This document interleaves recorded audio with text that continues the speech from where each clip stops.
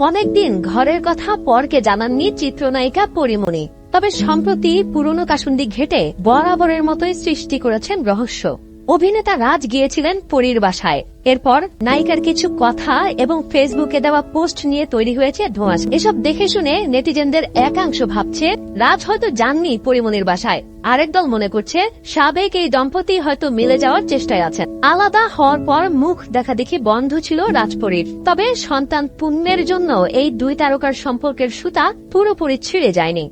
যদিও রাজকে নিজের জীবন থেকে মুছে ফেলেছেন পরী, বলেছেন রাজ তার জীবনে মৃত। এই অভিনেতা এখন তার কাছে ঘৃণার পাত্র। গণমাধ্যমকে এমনটাই জানিয়েছেন পরী। সম্প্রতি পরীর বাসায় গিয়েছিলেন রাজ। বিষয়টি গণমাধ্যমে স্বীকার করেছেন চিত্রনায়িকা। সেখানে একসঙ্গে খাবার খেয়েছেন তারা। তবে রাজকে নায়িকা নিজ হাতে রান্না করে খাইয়েছেন কিনা সে বিষয়ে কিছু জানাননি। শুধু বলেছেন বাসায় রান্না হয়েছিল, সবাই একসঙ্গে খেয়েছেন।